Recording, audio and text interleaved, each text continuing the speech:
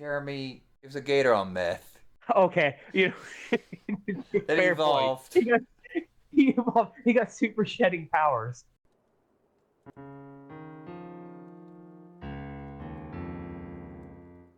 Welcome to Tairimo Boys Podcast. I'm your host, Cody. With me in second chair is the boy who's currently in talks with Netflix for a heroin movie. It's Jeremy. Tough negotiations.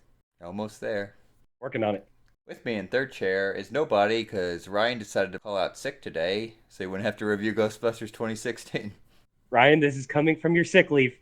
We're not skipping Ghostbusters 2016. No, we're not.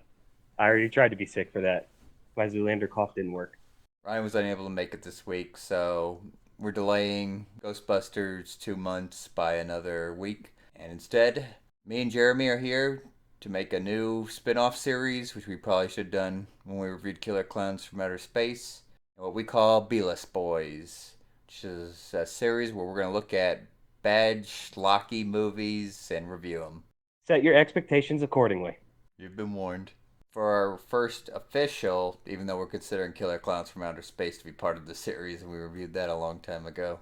But for the first official one, we are going to be reviewing the prequel to Cocaine Bear, the new movie Meth Alligator, also called Attack of the Meth Gator.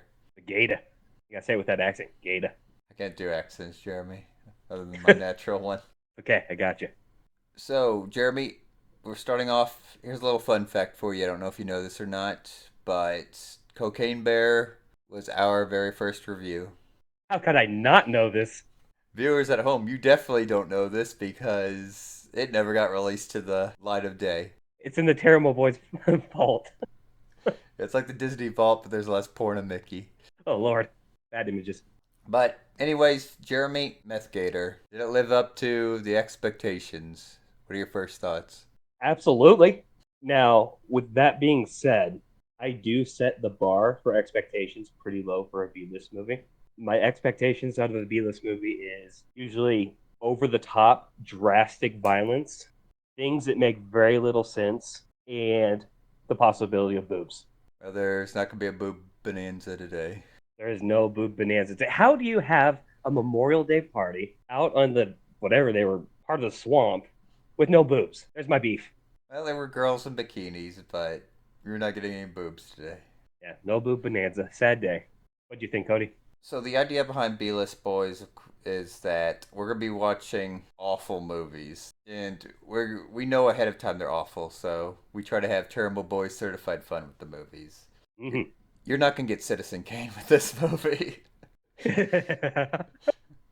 No, not at all. The reviews on IMDb, I think it was like a 3.2 out of 10, but I Yes, think sir. people are trying to like taking this movie like way more seriously than it should be. That's the thing. You can't take these movies too seriously. Like, you're here for a good time and just enjoy it for what it is. I mean, I grew up watching things like Trimmers. I've seen the Wrong Turn movies and things like that. I get a chuckle out of it. I have fun with the overtop action or violence or gore, whatever it is. And you enjoy it for what it is. Yeah. So these movies, they're going to be like essentially bad movies. There's going to be bad acting. The budget's low. Like I don't even know what the budget was on this movie. I went and looked searching for it, but I couldn't I couldn't find find anything. anything. Yeah, it was most likely it's like less than $1 million. Remember that Willy's Wonderland had like a budget like 5 million. Nicolas Cage probably took the majority of that. You can always tell when a movie has a seriously low budget if you start getting motion sick watching the movie. Yeah, that's one of the things I'm going to mention. That the camera work in this, it's like amateur, and I think like the casting is fine. I mean, you can tell that you're not getting no Tom Cruise or No, with that being said, I did enjoy the cast, and I thought some of them put on very, very decent performances for what they had. yes. Like I think the script obviously had some problems with it. Like my major problem with the movie was like when they do like they're in the voice they do the voiceovers afterwards. I don't know if there's an official term for that. I don't know, but yeah, that's true. Like you could tell the voices are just so off in this movie, especially at the beginning of the movie. At one point early in the movie, when the mayor was hiring like the two hunters to go after the meth gator, You could tell that the voices weren't matching up with the mouths. Almost like watching an old Godzilla movie. Not quite as drastic, but you get the hint. Well, Godzilla was dubbed over. True, but you know what I mean with the whole mouth moving and then the voice comes, 10 seconds later. Yeah, It wasn't that drastic, but just so you get a picture of what we're talking about. it's kind of an editing problem, and probably less experienced actors having to do that. I don't know if you'd call it this, but this is the term I've come up with for this type of genre. Sci-fi network quality movies. I can see that. Did you Yeah. know? Did you notice like every 20 minutes there's like a black title card popping up to Meth Gator? Just I completely was out like, of what happened? What happened to the transition? yeah, completely out of nowhere, no music. I was like, they are trying to sell this, and they put commercial breaks like into it. I got a chuckle out of it. So expect to see this on the Sci-Fi Network here soon.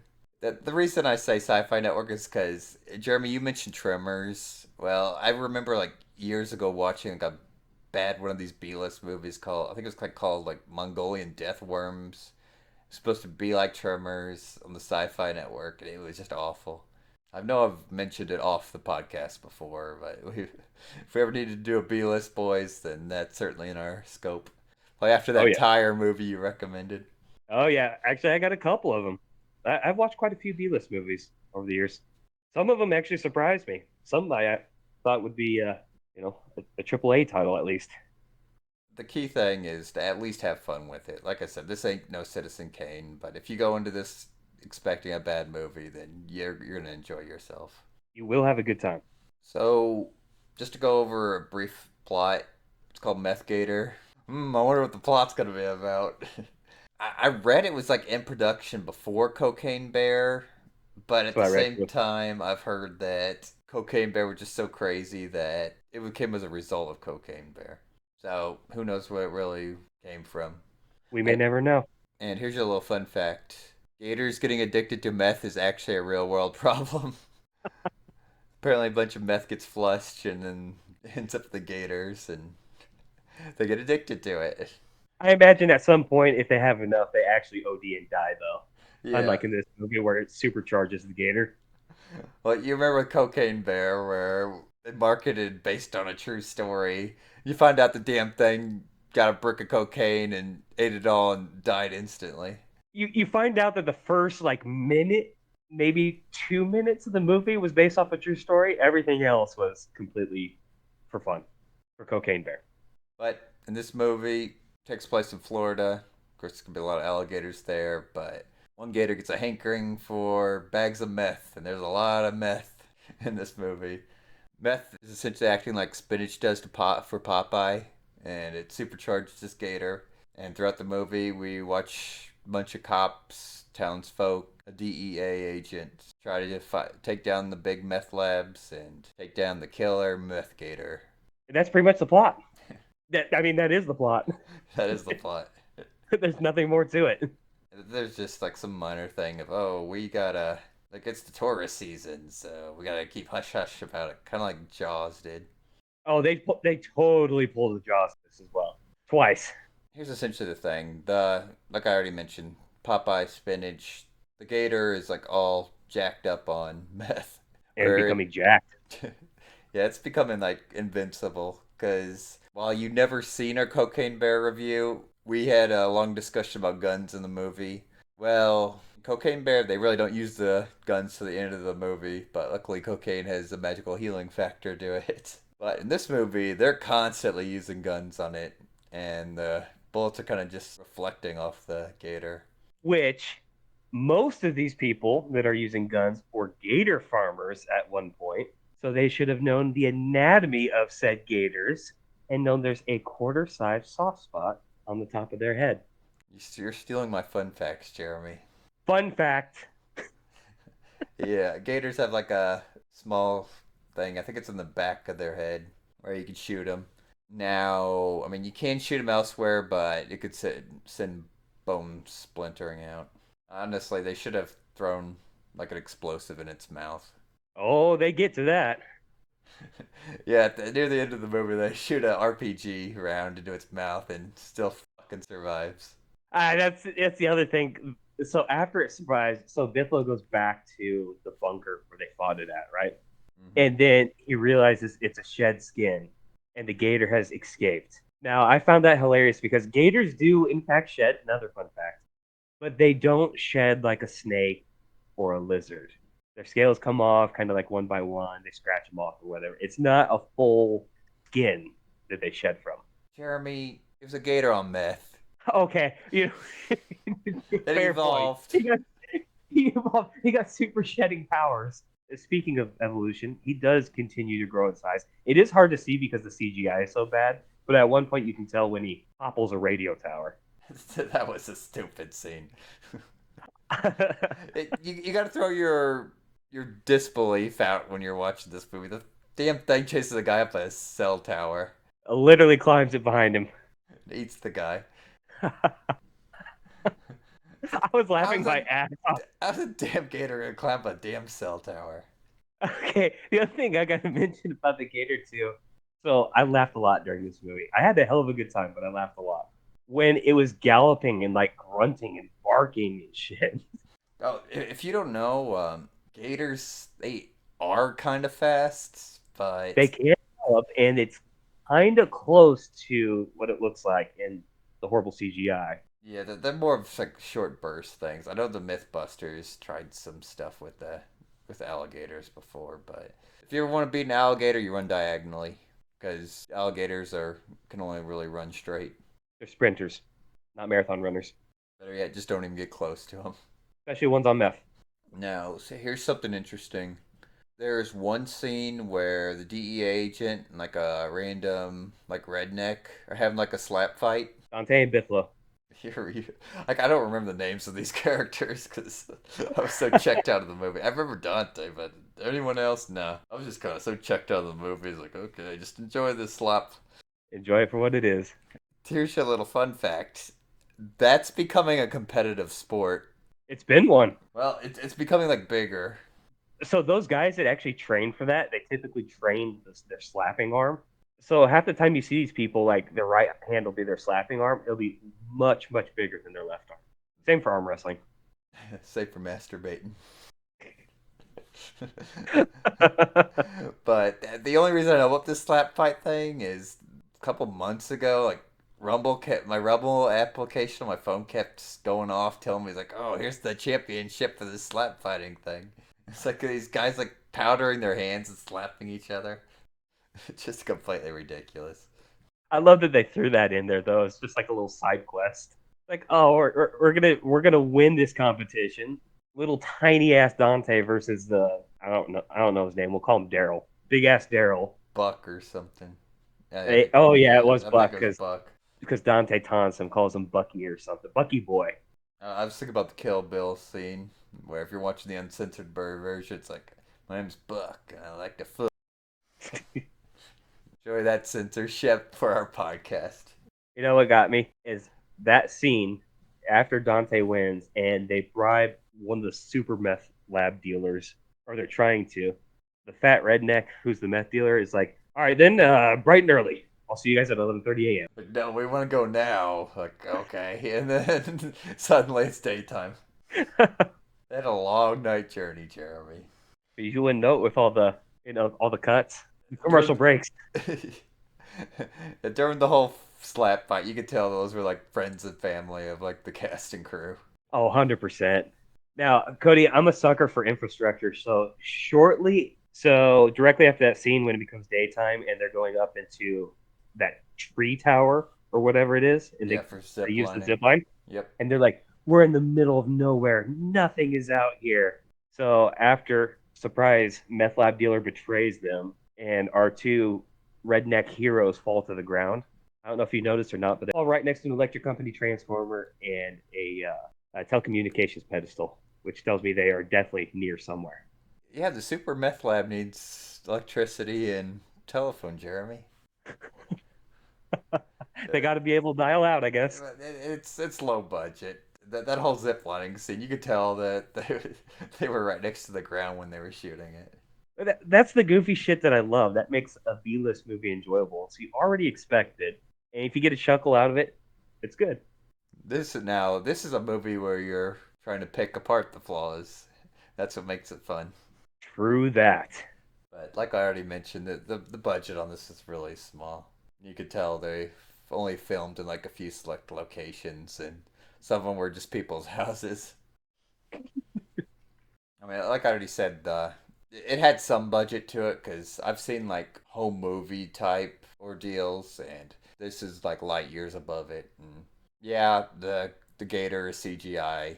This is the best CGI I know, but there's a lot worse out there. There certainly is a lot worse out there. The CGI is probably better than what the dogs were. Well, the scenes of the dogs in the original Ghostbusters movie were at certain points in it. I was thinking the same damn thing. CGI's only gotten better and cheaper. But like I said, I feel like this movie was just made to end up on like through syndication on network TV. Oh yeah, you get the feeling too. And the actors are using it to pad their resumes. Like, hey, I started this. Hoping that they'll catch a big break. Like you already said, Jeremy, it's not like there's bad actors in the movie. It's just they're amateurs given an amateur script. So Right, kind of working with what they got. right. So Jeremy, it's time for your favorite segment, Boys in Action. So if you were in Meth Gator, where would you die? With the girls when they're celebrating Memorial Day. So I wouldn't have been around any of this nonsense with all the drugs. I would have been partying it up, and I would have been so drunk, would have blasted because I'm having a great time on Memorial Day. I would have easily been like, "Oh look at the gator! It's coming up to see us." Reached out for it, and it would have just took me in whole. I probably would have been near the marching band near the end of the movie, and when the gator started rampaging through town, it was the size of a fire truck. Well, you made it farther than I did. I died a happy death. Did you get trampled? Were you running with everybody? No, the gator just swatted a car at me, and I got crushed. Which this Gator is very good at doing in this movie, apparently, is swatting things. All right, Jeremy, pass the topic on to you. All right, Cody, favorite scene or quote? I told you I was kind of checked out for the entire movie, just enjoying it for what it was. But what would I say favorite scene would be? I'm gonna have to go with like the whole slap fight thing. It was just completely no out of nowhere. You didn't expect it in the movie, but The there's side some quest. yeah. Side quest is better than the rest of the movie. All right, fair enough. Fair enough. I'm going to go with when they're all in Grady's bar and they are talking about like how they need to take the fight to the Gator or whatever. And the love interest slash daughter of Grady, the bar owner, what was her name? Anna. She's saying that she's coming too, and the police chief, whatever the hell his name is, I don't remember He his was the name. sheriff. Yeah, it's the Pops. sheriff. They called it Pops. Pops. Yep. That's right. Thank you. Pops is like no civilians, and Anna responds that and she says that I have a reason to fight. I lost my dad to meth, and besides, I'm hardly a civilian. Yeah, she's like an ex-cop or something. It was weird. Was that a green card thing? That might have been a green card thing. I'm hardly a civilian. What are you trying to say, Anna? And also, I know you got a beef with meth, but really, a gator? Well, technically, a gator should go down easy, but this one evolved through the magic powers of meth. And he evolved many, many times. It's like the Mario mushrooms. Every time he got one of those mushrooms, he powered up and got bigger. That's all I got. I do have to ask now, how would you take down Meth Gator? Oh, jeez. Are we playing by these rules? Like where it just is invincible? Well, it technically wasn't invincible because they eventually beat it at the end.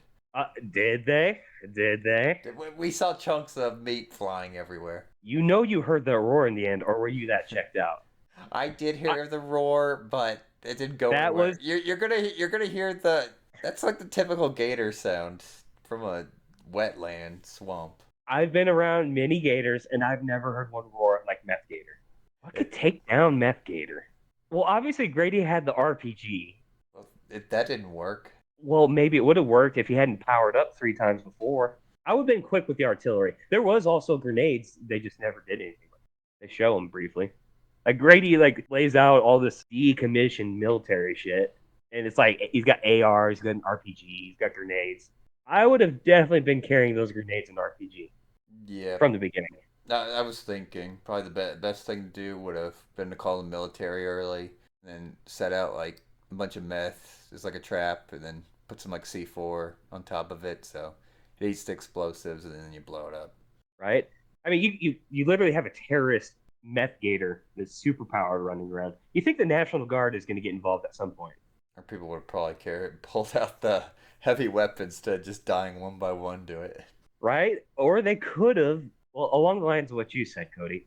But before it got super powered, before it even got to the army stage, they know this thing loves meth. Put some of Grady's grenades in there. Hold the pin, throw it in the bag, and throw it. Instead, we get almost a Jaws like scene with fireworks at the end. So ridiculous. All right, Jeremy, final thoughts? Over the top, ridiculous, horrible, horrible CGI. Not the worst we've seen, but an enjoyable movie nonetheless. I enjoy these type of movies, but I go in with the proper expectations. You're not going to get a blockbuster. Be prepared for that. Still fun as hell movie. I'm gonna agree with what Jeremy said. The whole point of this B-list boys thing is these movies are bad, but if you go in and enjoy them for what they are, bad movies, you'll definitely enjoy yourself. If you want to waste 90 minutes of your life, go ahead and watch this movie. And if you know you're burning your time, you certainly aren't going to be disappointed. It's just a silly movie, bad movie, but Still fun. still fun. Now, the real question is, Cody, is it Tairimo Boys certified fun? I'm going to say no because, like I said, I was kind of checked out during the movie. So, Fair enough. I think this is the first movie I was like, I'm not even going to bother learning these characters' names. Fair enough. Fair enough. This movie isn't serious enough for that. All right, Cody, I'm going to differ from you. Split decision. I'm going to say this is Tairimo Boys certified fun. Just because, again, I used to watch Trimmers, things like you mentioned, Cody, things on the SciFi Network. I love putting that on, even if it's for background noise and I just get a chuckle out of it. I still enjoy these type of movies. I will give this the stamp of Tairimo Boys certified fun. I just think there's way better schlop like Killer Clowns from Outer Space to be giving it the stamp of approval. Ooh, you do bring up a good point, but I stand by it. I enjoyed it. Yeah, well, we don't have a third boy to be a tiebreaker today, so split This is our first. decision. Yep, this is our first draw. But you know what we can do? What's that? We can scale it. Ooh, oh Lord, what kind of scale do you have for this thing? Well, I've mentioned both the movies before. So, Jeremy, on a scale of Jaws to Cocaine Bear, where would you rank this movie? Oh, jeez. I'm gonna put it there with Cocaine Bear. Yeah, I'm gonna agree Cocaine, with you. Cocaine Bear being on the lower scale Yep. because I do love Jaws. Well, we'll have to wait for Jaws to take some PCP. He's addicted again. But yep, it's closer to the bottom. Cocaine Bear was really a crappy movie. Yes, it was. When you recommended Bullet Train afterwards, that was not a crappy movie.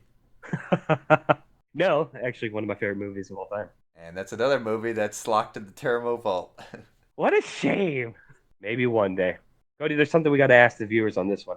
Any What? suggestions for B-list movies, no matter how outlandish they are, how crazy or stupid? If you had a good time, recommend it. I want to see it.